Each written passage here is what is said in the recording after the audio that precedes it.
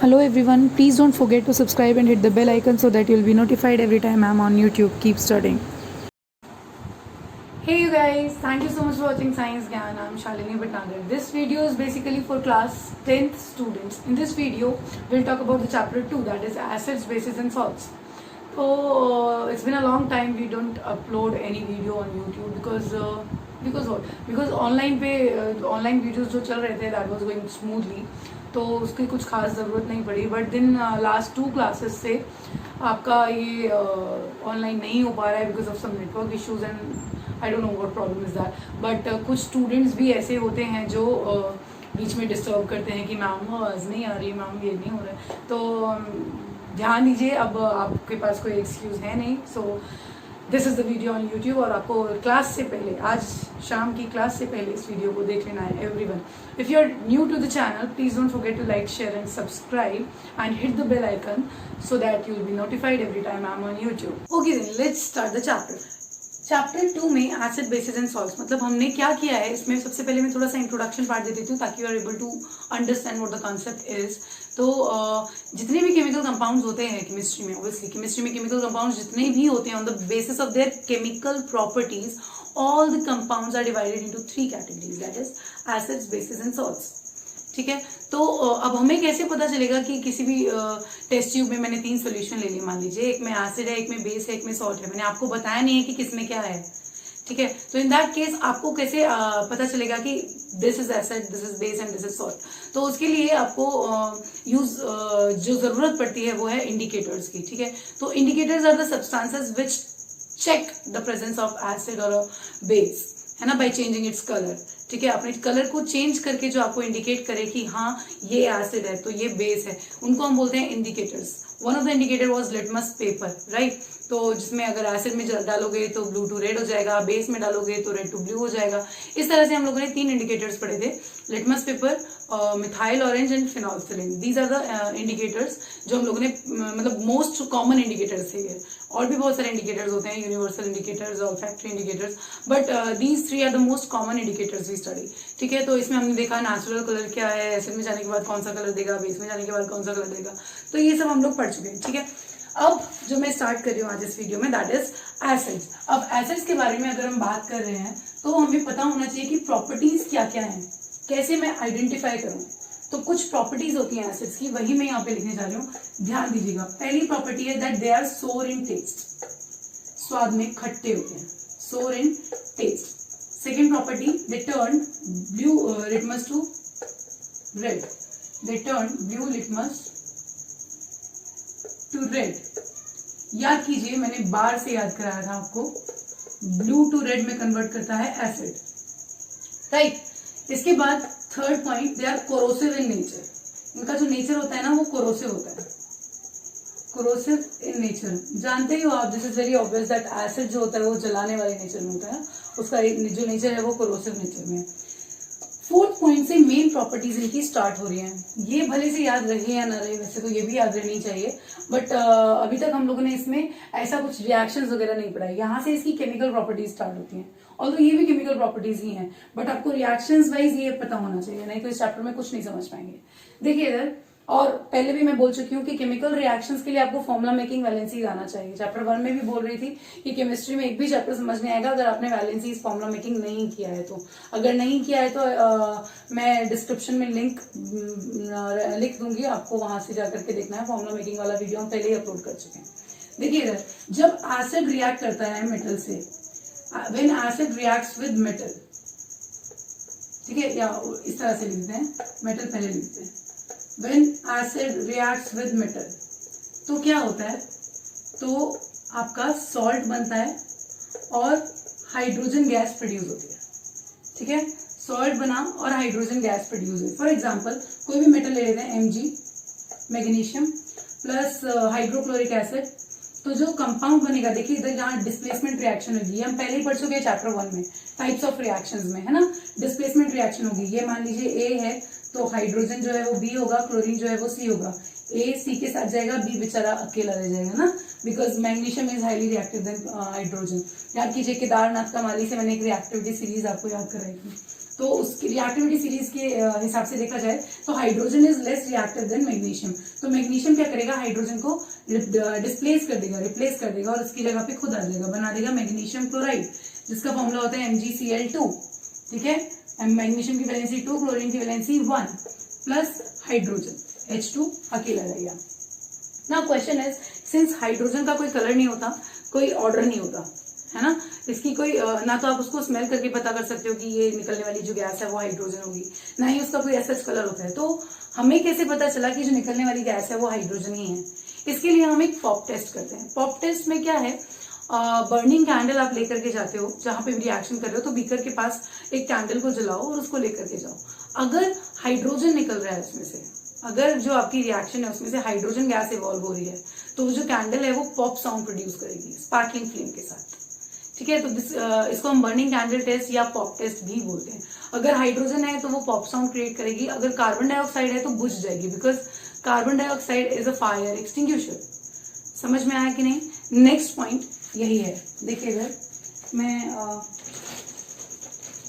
इसको रब कर देती हूँ, आगे बढ़ते हैं फिर। नेक्स्ट प्रॉपर्टी, जो नेक्स्ट प्रॉपर्टी है वो है कि मेटल के कार्बोनेट के साथ, मेटल कार्बोनेट बोल दो या हाइड्रोजन कार्बोनेट बोल दो, बात एक ही है, मेटल कार्बोनेट और metal hydrogen carbonate, hydrogen carbonate, इसको हम बाई कार्बोनेट भी बोलते हैं। हाइड्रोजन कार्बोनेट अगर एसिड से रिएक्ट करेगा तो यहाँ पे बनेगा सॉल्ट प्लस वाटर, और यहाँ पे देखिए हाइड्रोजन गैस नहीं रिलीज होगी, यहाँ पे कार्बोनेट है, कार्बोनेट, तो कौन सी गैस प्रोड्यूस होगी? CO2, carbon dioxide. Getting my point और नॉट? देखिए आगे, अगर मैं एग्जांपल ले लूं इसमें, मान लीजिए सोडियम कार्बोनेट लिया है, फॉर्मूला होता है Na2CO3 प्लस एसिड लिया है सल्फ्यूरिक एसिड H2SO4। ठीक, इसके अंदर Na, देखिए भाई डबल डिस्प्लेसमेंट रिएक्शन, मान लीजिए ये A है, कार्बोनेट B है, ये C है, सल्फेट D है, इसका A जाएगा D के साथ और B जाएगा C के साथ, है कि नहीं? तो Na जाएगा सल्फेट के साथ, फॉर्मूला बनेगा Na2SO4 plus H2O and carbon dioxide, water and carbon dioxide. अब मान लीजिए कि आपको यहाँ पे हाइड्रोजन कार्बोनेट लेना है, ठीक है, हाइड्रोजन कार्बोनेट अगर आपको लेना है तो आप यहाँ पे लिखोगे फॉर्मूला हाइड्रोजन कार्बोनेट का, तो सोडियम हाइड्रोजन कार्बोनेट लिखे, चलो कैल्शियम हाइड्रोजन कार्बोनेट लिखते हैं, CaHCO3 का होल 2x। हाइड्रोजन कार्बोनेट की वैलेंसी होती है 1, कैल्शियम की वैलेंसी होती है 2, तो फॉर्मूला बिकम्स CaHCO3 का होल 2x। आई बात समझ? ओके, नेक्स्ट इसको रिएक्शन कराया मैंने HCl से, मान लीजिए रिएक्ट कराइए, CaCl2 बनेगा कैल्शियम क्लोराइड प्लस, समझ में आया? अच्छा, मैंने आपको डबल डिस्प्लेसमेंट बोला था पहले, H2 और CO3 के साथ, जिसमें से CO3 में से CO2 जो निकल गया वो निकल गया आपका कार्बन डाइऑक्साइड के फॉर्म में, और एक जो ऑक्सीजन बचा वो आ गया हाइड्रोजन के साथ। समझ में आया कि नहीं आया? क्लियर हुआ? तो अभी हमने 5 प्रॉपर्टीज पढ़ी हैं कि सोलिड टेस्ट होते हैं, ब्लू लिटमस को रेड में कन्वर्ट कर देते हैं, कोरोसिव इन नेचर है, मेटल एसिड के साथ रिएक्ट करके हाइड्रोजन गैस देता है, मेटल कार्बोनेट एसिड के साथ रिएक्ट करके कार्बन डाइऑक्साइड देता है। सेम यहाँ पे भी सिचुएशन है, कार्बन डाइऑक्साइड का भी कलर नहीं है, स्मेल नहीं है, तो उसको हम कैसे चेक करेंगे? तो उसको चेक करने के लिए हमारे पास 2 टेस्ट है। एक तो बर्निंग कैंडल टेस्ट मैं पहले ही बता चुकी हूँ, अगर आप बर्निंग कैंडल लेकर जाते हो और हाइड्रोजन वहां से प्रोड्यूस होती है तो जो बर्निंग कैंडल में पॉप साउंड आएगा, बट अगर कार्बन डाइऑक्साइड प्रोड्यूस होती है तो वो जो कैंडल आपने जलाया था वो बुझ जाएगी। समझ में आया? आया कि नहीं आया समझ? क्लियर हुआ? आगे बढ़ूं? Okay, next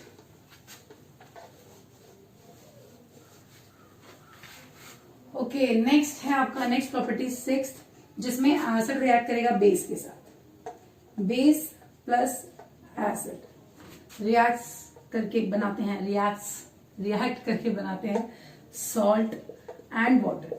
now this reaction is called neutralisation reaction, neutralisation reaction. इस रिएक्शन को न्यूट्रलाइजेशन रिएक्शन बोलते हैं। ये क्यों बोलते हैं वो मैं थोड़ी सी देर बाद में बताऊंगी आपको। फिलहाल ये समझ लीजिए कि एसिड जब भी बेस के साथ रिएक्ट करता है तो सॉल्ट और वाटर बनाता है। क्वेश्चन ये आपके दिमाग में आता है बच्चों के कि मैम सॉल्ट और वाटर तो ये भी बना रहा था, भले से कार्बन डाइऑक्साइड बना रहा था, सॉल्ट और वाटर तो ये भी बना रहा है, सॉल्ट और वाटर ये भी बना रहा है, और आगे एक रिएक्शन आएगी उसमें भी सॉल्ट और वाटर बनेगा। ठीक है, तो सिर्फ इसी रिएक्शन को न्यूट्रलाइजेशन रिएक्शन क्यों कहते हैं, क्वेश्चन ध्यान में रखिएगा, 2 मिनट बाद आंसर दूंगी। आगे बढ़ते हैं, देखिए इसके रिएक्शन में एग्जांपल लिख देते हैं। मान लीजिए बेस में ना बच्चे, जिस तरह से मैंने बताया था कि एसिड्स के अंदर हाइड्रोजन होता है, हाइड्रोजन आयंस, तो बेस के अंदर हाइड्रोक्साइड होता है, NaOH hydroxide OH plus HCl hydrogen होता है। ठीक है, क्या बनेगा यहाँ पे, डबल डिस्प्लेसमेंट रिएक्शन करोगे तो sodium chloride NaCl plus H2O। इस तरीके से सारी रिएक्शन, कोई भी एसिड अगर किसी भी बेस के साथ रिएक्ट करता है तो सॉल्ट और वाटर ही मिलता है। ठीक है, समझ में आया। अब जरा इसको ध्यान से देखिए, मैंने बोला बेस, जितने भी बेस होंगे सब में हाइड्रोक्साइड आयन होगा OH। ठीक है, जितने भी एसिड्स होंगे सबके अंदर हाइड्रोजन होगा H हमेशा। अब देखो एसिड में देख लो HCl, HNO3, H2SO4, HCO3, सब में हाइड्रोजन है। बेस में NaOH, COH का होल ट्वाइस, KOH, और आपका कैल्शियम हाइड्रोक्साइड तो मैंने बोल दिया, मैग्नीशियम हाइड्रोक्साइड MgOH का होल ट्वाइस, जितने भी बेस हैं सब में OH होगा। इसकी कैरेक्टरिस्टिक प्रॉपर्टी है एसिड और बेस की, that acid produces H plus ions and base produces OH minus. ठीक है, तो एसिड्स के अंदर हाइड्रोजन होता है और बेसिस के अंदर हाइड्रोक्साइड। गेटिंग माय पॉइंट और not? Okay, in the next property we'll talk about the reaction of acid and metal oxide. 7th, metal oxide जब एसिड से रिएक्ट करेगा तब क्या होगा, प्लस एसिड बनता है फिर से सॉल्ट और वाटर। रिएक्शन देखिए, मान लीजिए मैंने मैग्नीशियम ऑक्साइड ले लिया MgO plus HCl gives MgCl2 बनेगा मैग्नीशियम क्लोराइड प्लस H2O, फिर से सॉल्ट और वाटर आ गया भाई, ऊपर भी सॉल्ट वाटर, नीचे भी ये भी सॉल्ट वाटर। लेकिन ये ध्यान रखिए, न्यूट्रलाइजेशन रिएक्शन मैंने सिर्फ बोला है एसिड और बेस वाली रिएक्शन को। ठीक है, उसका रीजन क्या है वो मैं भी अभी बस थोड़ी सी देर में बताऊंगी। यहाँ पे देख लो, जस्ट अ मिनट, थोड़ी देर में मैं आपको बताऊंगी कि क्यों इसी को न्यूट्रलाइजेशन रिएक्शन बोलते हैं। कंफ्यूज नहीं होने का, बहुत ध्यान से समझना कि सॉल्ट वाटर इसमें भी है, सॉल्ट वाटर इसमें भी है, सॉल्ट वाटर इसमें भी है, लेकिन एसिड और बेस वाली रिएक्शन को ही हम न्यूट्रलाइजेशन रिएक्शन बोलते हैं। ठीक है, तो इसका रीजन क्या है, 2 मिनट रुकिए अभी बताऊंगी। पहले देखिए, यहाँ पे मेटल ऑक्साइड और एसिड बना रहा है सॉल्ट एंड वाटर। ये रिएक्शन समझ में आ गई आई होप। ओके, एक बार फिर से प्रॉपर्टीज रिवाइज कर देते हैं कि एसिड्स की फर्स्ट प्रॉपर्टी है कि वो सोर टेस्ट होता है, ब्लू लिटमस को रेड में कन्वर्ट कर देता है, कोरोसिव नेचर है, मेटल जब एसिड से रिएक्ट करता है तो सॉल्ट और हाइड्रोजन देता है, मेटल कार्बोनेट या हाइड्रोजन कार्बोनेट जब एसिड से रिएक्ट करता है तो सॉल्ट वाटर और कार्बन डाइऑक्साइड देता है। अब हाइड्रोजन के लिए हमने पॉप टेस्ट किया और कार्बन डाइऑक्साइड के लिए हमने एक्सटिंग्विशर्स वाला किया। कार्बन डाइऑक्साइड के लिए एक और टेस्ट है, वो मैं अभी बताऊंगी। कार्बन डाइऑक्साइड को चेक करने के लिए, to check the presence of carbon dioxide, हम एक और टेस्ट करते हैं, उसको अभी जस्ट 2 चीजें मुझे बतानी है, याद रखिएगा। न्यूट्रलाइजेशन रिएक्शन क्यों कहते हैं और कार्बन डाइऑक्साइड का टेस्ट दूसरा कौन सा है, पहले ये फिर ये। Base plus acid gives salt and water and metal oxide plus acid also gives salt and water. देखिए, सबसे पहले मैं आपको इस क्वेश्चन का आंसर देती हूँ कि कार्बन डाइऑक्साइड का एक और टेस्ट कौन सा है। कार्बन डाइऑक्साइड को अगर आपको चेक करना है तो हम लाइम वाटर को यूज करके भी चेक करते हैं। देखिए कैसे, lime water that is calcium hydroxide CaOH का होल ट्वाइस। लाइम वाटर को लीजिए और जो कार्बन डाइऑक्साइड है उसमें इसे पास कराइए। ठीक है, लाइम वाटर के अंदर कार्बन डाइऑक्साइड को पास कराइए। लाइम वाटर में जब आप कार्बन डाइऑक्साइड पास कराओगे, you all know the reaction क्या होगा, चैप्टर 1 में कर चुके हैं इसको। CaCO3 plus H2O plus H2O, CaCO3 plus H2O। ठीक है, तो देखिए इधर ये जो CaCO3 है ये व्हाइट कलर का प्रेसिपिटेट होता है, white precipitate. Due to the formation of this calcium carbonate, जो सोल्यूशन है लाइम वाटर, ये जो लाइम वाटर है ये मिल्की हो जाता है। मिल्की मतलब हल्का सा मिल्की हो जाता है, पता ही आपको मिल्की मतलब क्या, दूधिया हो जाता है। ठीक है। तो CaOH का उल्टा, जब आप लाइम वाटर के अंदर कार्बन डाइऑक्साइड को पास कराओगे तो आपका कैल्शियम कार्बोनेट बनेगा, which is a white precipitate due to which the lime water becomes milky, ठीक है, प्लस वाटर। लेकिन अगर आपने इस लाइम वाटर के अंदर एक्सेस, पहले तो देखो ये बन ही गया, लेकिन बनने के बाद भी व्हाइट प्रेसिपिटेट बन गया है, मिल्की हो गया है, लेकिन तब भी आप कार्बन डाइऑक्साइड पास कराए ही जा रहे हो। मतलब when you pass carbon dioxide in excess amount, ठीक है, when you pass excess of carbon dioxide in the solution, then this milky colour disappears. देखिए क्या बनेगा, CaHCO3 का whole twice, calcium hydrogen carbonate, ठीक है, जो कि कलरलेस होता है। तो कार्बन डाइऑक्साइड के लिए हमारे पास दो टेस्ट हुए, बर्निंग कैंडल और लाइम वाटर। बर्निंग कैंडल लेके जाओगे, अगर कार्बन डाइऑक्साइड गैस है तो बुझ जाएगी, ठीक है, और लाइम वाटर से पास कराओगे तो ये मिल्की हो जाएगा। And when you pass the carbon dioxide in excess amount in through the lime water, then this milky colour disappears. क्यों? Because of the formation of calcium hydrogen carbonate. समझ में आया कि नहीं? आगे बढ़ू। ओके, नेक्स्ट एक क्वेश्चन तो आपको आंसर मिल गया कि भाई एक और टेस्ट कौन सा है। दूसरा क्वेश्चन है आपका, न्यूट्रलाइजेशन रिएक्शन सिर्फ बेस और एसिड की रिएक्शन को क्यों बोलते हैं? वैसे तो बोलने वाले बोल ही देते हैं कि न्यूट्रलाइजेशन कर रहे हैं हम विद मेटल कार्बोनेट, न्यूट्रलाइजेशन कर रहे हैं विद बेस, न्यूट्रलाइजेशन कर रहे हैं विद मेटल ऑक्साइड, बट जो जेन्युइनली या जो स्टैंडर्ड आपको जब भी अगर मैं बोलूँ तो standard definition of neutralisation reaction यही होती है कि when acid reacts a base, ठीक है, जब एसिड बेस से रिएक्ट करता है तो उसी रिएक्शन को हम न्यूट्रलाइजेशन रिएक्शन बोलते हैं, बाकी किसी को नहीं। This is the standard definition, ठीक है। बाकी के लोग बाकियों को भी अपना लैंग्वेज में उसको कन्वर्ट करके डेफिनेशन में लिखवा देते हैं that this is also called neutralisation reaction, but आपको कंफ्यूज होने की जरूरत नहीं है। आप सिर्फ एक चीज याद रखिए कि neutralisation reaction is the reaction in which acid reacts with base to give salt and water. समझे? अब देखिए मैं इसका रीजन बताती हूँ क्यों। बेस और एसिड वाली रिएक्शन में फिर से लिख रही हूँ यहाँ पे NaOH, अब दूसरी लिख देते हैं, दूसरे एसिड से रिएक्ट कराते हैं, H2SO4, ठीक है, gives Na2SO4 sodium sulphate, sulphate की वैलेंसी 2 होती है, सोडियम की वैलेंसी 1 होती है, तो Na2SO4 plus H2O, this is the salt of sulphur, sulphate, this is the salt of sulphate, sodium sulphate, ठीक है, ये भी सॉल्ट है। ओके, तो अब देखिए इधर बेस की जो मेन प्रॉपर्टी थी, जो मेन कैरेक्टरिस्टिक प्रॉपर्टी थी बेस की, वो क्या थी कि बेस के अंदर हाइड्रोक्साइड होता है। एसिड की क्या थी कि एसिड के अंदर हाइड्रोजन होता है। ये जो वाटर बना है बेटा, ये वाटर कहाँ से बना है? जरा रिएक्शन फिर से देखो, ABCD, इसका A जाएगा D के साथ और C जाएगा B के साथ। बताया था इसको हम बोलते हैं डबल डिस्प्लेसमेंट रिएक्शन। ये जो वाटर बना है वो क्यों बना है? क्योंकि एसिड ने अपनी कैरेक्टरिस्टिक वाली प्रॉपर्टी जिससे उसको हम कैरेक्टराइज कर रहे थे, हाइड्रोजन, उसको, और बेस ने अपनी कैरेक्टराइज वाली प्रॉपर्टी जिससे हम बेस को कैरेक्टराइज कर रहे थे कि दैट इज हाइड्रोक्साइड उसके अंदर होता है, दोनों ने अपनी ये प्रॉपर्टीज को लूज किया है। समझे? इन प्रॉपर्टीज को लूज करने के बाद इन दोनों ने कंबाइन किया तो बन गया H2O। मतलब अब ये जो सॉल्ट होगा ये तो ना खट्टा होगा ना कड़वा होगा। समझ में आया? न्यूट्रल हो जाएगा, ठीक है। न्यूट्रल हम बहुत वर्ड में, बहुत बारी में हम लोग ये वर्ड यूज करते हैं, न्यूट्रल वर्ड। आगे मैं अभी pH स्केल समझाऊंगी तो और अच्छे से आप इसको समझोगे कि क्यों ऐसा होता है, ठीक है। अभी हम यही समझते हैं कि न्यूट्रलाइजेशन रिएक्शन एसिड और बेस को कहते हैं। क्यों? क्योंकि इस रिएक्शन में एसिड और बेस दोनों अपनी प्रॉपर्टीज को लूज करके वाटर बनाते हैं। Water is neutral, water neutral होता है, और यहाँ पे एसिड और बेस दोनों अपनी प्रॉपर्टी को लूज कर रहे हैं, इसीलिए वाटर बन रहा है। उस केस में सिर्फ displacement reaction, double displacement reaction होने की वजह से इनमें वाटर बन रहा था।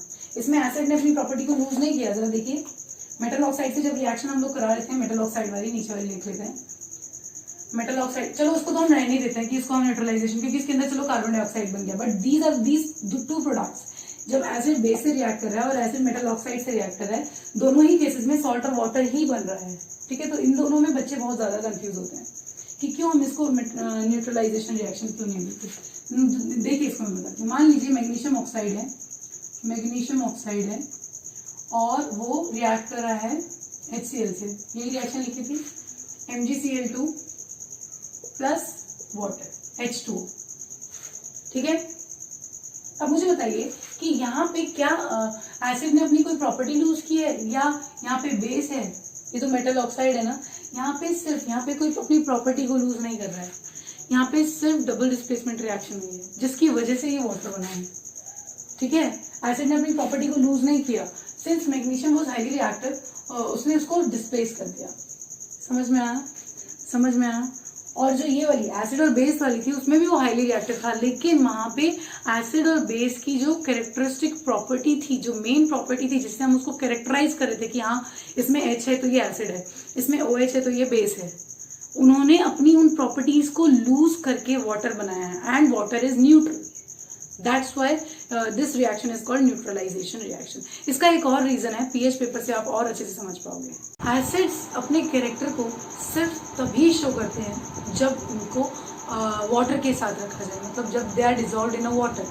मतलब उनका कैरेक्टर क्या है, अभी अभी जस्ट मैंने बताया था कि एसिड्स का कैरेक्टर होता है कि उनके अंदर हाइड्रोजन आयन होता है। अब वो हाइड्रोजन आयन तभी लिबरेट होगा जब पानी प्रेजेंट हो। ठीक है, तो एसिड्स जो है they don't show their behaviour in the absence of water, they always show their behaviour in the presence of water. ठीक है, ऐसा क्यों होता है, देखिए जरा इधर, HCl को जब मैं वाटर से रिएक्ट कराती हूँ, जब मान लीजिए कोई भी एसिड है, जब वाटर की प्रेजेंस में हम बात करते हैं तो ये बनता है H3O plus hydronium ion plus Cl2 chlorine gas. ठीक है, तो ये जो H3O प्लस है इसको हम बोलते हैं हाइड्रोनियम आयन। H प्लस भी होता है, H प्लस और हाइड्रोनियम आयन दोनों साथ में आते हैं। हाइड्रोजन आयन जो है वो अकेला नहीं आ सकता, हमेशा उसके साथ हाइड्रोनियम आयन होता ही होता है साथ में। ठीक है, बट हमेशा हम लोग बोलते हैं हाइड्रोजन आयन क्योंकि हम लोग उसके लिए यूज हो चुके हैं कि हाइड्रोजन आयन है। हाइड्रोनियम हम लोग बोलते ही नहीं है, यूज ही नहीं करते वो वर्ड। बट एक चीज़ ध्यान रखिए कि हाइड्रोजन आयन कभी भी अकेला नहीं आता, it always comes with hydronium ion. ठीक है, तो चाहे हाइड्रोजन आयन बोलो चाहे हाइड्रोनियम आयन बोलो, बात होती है। तो एसिड्स अपने कैरेक्टर को सिर्फ और सिर्फ, क्योंकि हाइड्रोनियम आयन तभी बनेगा जब उसके अंदर पानी रहेगा। अगर किसी भी एसिड को आप पानी के अंदर नहीं डालोगे तो ये हाइड्रोनियम आयन बनेगा नहीं, बिकॉज ऑक्सीजन उसको मिलेगा नहीं, है कि नहीं। तो हमेशा अपने कैरेक्टर को वो सिर्फ और सिर्फ एसिड की वाटर की प्रेजेंस में ही शो करते हैं। ठीक है, क्योंकि जो उनकी कैरेक्टरिस्टिक प्रॉपर्टी है दैट इज हाइड्रोनियम आयन और हाइड्रोजन आयन, वो सिर्फ और सिर्फ पानी के अंदर ही लिबरेट होता है। समझ में आया ये चीज़, आगे बढ़ूँ। एक और इंटरेस्टिंग बात है एसिड के लिए, वो क्या है कि जो एसिड्स होते हैं ना उनका ये पहले तो मैंने आपको बता दिया कि ये वाटर के बिना अपना प्रेजेंस शो नहीं करेंगे। ठीक है, वो अपना बिहेवियर सिर्फ तभी शो करेंगे जब वाटर के साथ है कि नहीं, क्योंकि हाइड्रोनियम आयन चाहिए, तो हाइड्रोनियम आयन ही लिटमस पेपर के कलर को चेंज करता है। तो एक एक्टिविटी भी है इसके ऊपर बेस्ड, एक एक्टिविटी भी दे रखी है एनसीईआरटी में। आप देखिएगा कि जब आप ड्राई HCl गैस को ड्राई लिटमस पेपर पे स्प्रे करते हो तो क्या लिटमस का कलर चेंज होगा? नहीं होता है बेटा।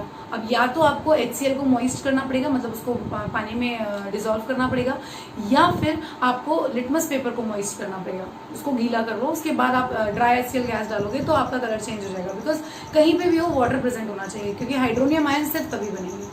समझ में आया कि नहीं आया? तो ये तो आपको क्लियर हुआ कि जो एसिड है वो वाटर के बिना अपनी प्रॉपर्टी को, अपने बिहेवियर को शो नहीं कर सकते। ठीक है, इसके बाद अब जो मेन पॉइंट, नेक्स्ट पॉइंट जो है which is also very important कि मैं आपको बार बार बता रही हूँ कि जितने भी एसिड्स हैं दुनिया भर के एसिड्स, कोई भी जो हमारे सिलेबस में है भी और जो नहीं भी हैं, जितने भी एसिड है दुनिया में, सभी के अंदर हाइड्रोजन प्रेजेंट होगा, तभी वो एसिड है।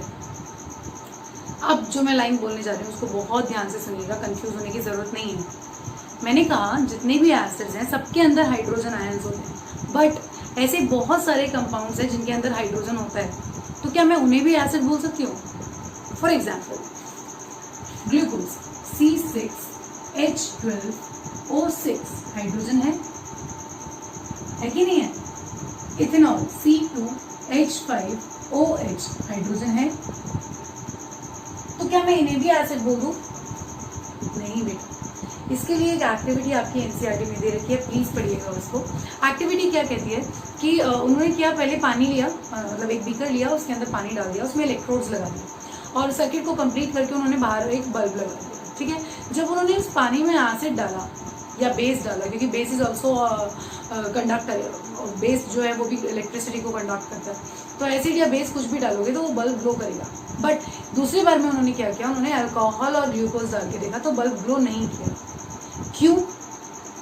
क्योंकि ग्लो करने के लिए एसिड क्यों कंडक्ट करता है इलेक्ट्रिसिटी, या बेस क्यों कंडक्ट करता है electricity? Because they have the charge H+ OH- and flow of charge is called electricity, right?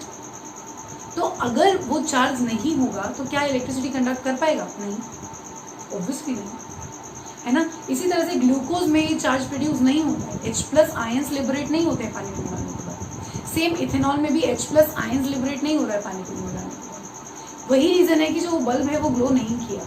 इसका मतलब क्या हुआ? That all the acids have hydrogen ions but all the compounds which have hydrogen in them are not considered as acids. समझ में आया कि जितने भी एसिड्स होंगे सब में हाइड्रोजन होगा, बट दुनिया भर के जितने भी कंपाउंड है अगर उसमें हाइड्रोजन है तो आप उसको एसिड नहीं बोल सकते हो। क्यों? क्योंकि सारे कंपाउंड्स H+ आयंस लिबरेट नहीं करते, सिर्फ वही कंपाउंड्स जो H+ आयंस लिबरेट करें पानी में जाने के बाद उन्हीं को आप एसिड बोल सकते हो। गेटिंग माई पॉइंट और नॉट? नेक्स्ट पॉइंट जो है, अब हम बात करेंगे डाइल्यूशन ऑफ एसिड की। एसिड को अगर आपको डाइल्यूट करना है तो आपके पास 2 मेथड्स हैं। देखिए, डाइल्यूट करने का मतलब मेरा पानी मिलाने से है, ठीक है। आपको एसिड के अंदर पानी मिलाना है। अब 2 तरीके हैं आपके पास एसिड में पानी मिलाने के लिए। ये पानी है, मान लीजिए ये एसिड है, ठीक है। अब चाहे तो आप एसिड को पानी में मिलाइए तो भी डाइल्यूट हो जाएगा, या पानी को एसिड में मिलाइए तो भी डाइल्यूट हो जाएगा। सही तरीका क्या है? ध्यान से सुनिए। अगर मैं मान लीजिए ये एसिड है, एसिड, ठीक है। अगर मैं इसके अंदर पानी मिलाती हूँ तो ऑब्वियसली पानी का अमाउंट एकदम तो पूरा भर के डालोगे नहीं, धीरे धीरे डालोगे। पानी का अमाउंट जो है वो एज कम्पेयर टू एसिड कम होगा, है कि नहीं। अब एसिड का नेचर, एक नेचर बताया मैंने आपको एसिड का कि वो कोरोसिव नेचर होता है, जलाने वाला नेचर होता है। पानी को अगर जलाएगा तो क्या बना देगा उसका? स्टीम। जैसे ही ये पानी अंदर जाएगा ऐसे ड्रॉप वाइज, जैसे ही पानी अंदर जाएगा तो लार्ज अमाउंट ऑफ एसिड इससे पानी को जलाने की कोशिश करेगा, रिएक्शन होगी which is highly exothermic reaction because acids are corrosive in nature, ठीक है। अब ये जो वाटर होगा जो आप ऊपर से उसके अंदर डाल रहे हो वो तुरंत से उसको जला देगा एसिड। जलाने के बाद इस वाटर को स्टीम में कन्वर्ट कर देगा। और क्या ये सिर्फ वाटर जो है, स्टीम जो है, सिर्फ स्टीम ही बाहर आएगी? नहीं, वो पूरे के पूरे एसिड को लेकर के स्टीम जो है वो बाहर आ जाएगी, which can be splash on your cloth और your face, which is dangerous obviously, ठीक है। तो इसलिए हम कभी भी एसिड के अंदर पानी नहीं डालते हैं। हम क्या करते हैं? पानी के अंदर एसिड डालते हैं, वो भी drop wise with continuous stirring, ठीक है। अगर आप मेरा फैन वेट, अगर आप लेते हो पानी बड़े जार में, ठीक है, इसके अंदर वाटर है और आप इस तरह से जैसे पहले ड्रॉप वाइज वाटर को डाल रहे थे, अब आप उसको एसिड को डालो विद कॉन्टिन्यूअस स्टिरिंग, उसको शेक भी करते रहो साथ साथ, ठीक है। इससे क्या होगा? अब देखिए पानी का अमाउंट ज़्यादा, एसिड अभी भी कोरोसिव ही है, एसिड ने अपना नेचर चेंज नहीं किया, लेकिन पानी का अमाउंट ज़्यादा था। पानी का अमाउंट ज़्यादा था तो उसने क्या किया? एसिड से रिएक्ट करने के बाद जो हीट प्रोड्यूस हो रही थी उस लार्ज अमाउंट ऑफ वाटर ने उस हीट को अपने अंदर एब्जॉर्ब कर लिया। समझ में आया? और ये रिएक्शन सेफ हुई, मतलब इसमें जो एसिड है ना तो वाटर स्टीम बना और एसिड भी डाइल्यूट हो गया क्योंकि आप कॉन्टिन्यूअस स्टीरिंग कर रहे हो। समझ में आया कि नहीं आया? तो we should always add acid to water drop wise with continuous stirring, ठीक है, and not add water to acid. Reason बता चुकी हूँ, क्लियर हुआ? समझ में आया? तो this was all about the acid part. In the next video will talk about the base. वही हम लोग chemical properties of bases start करेंगे, जैसे हम लोगों ने एसिड पढ़ा स्टेप वाइज, वैसे ही बेस भी स्टेप वाइज आएगा। Okay then, see you in the next video, bye bye, thank you so much.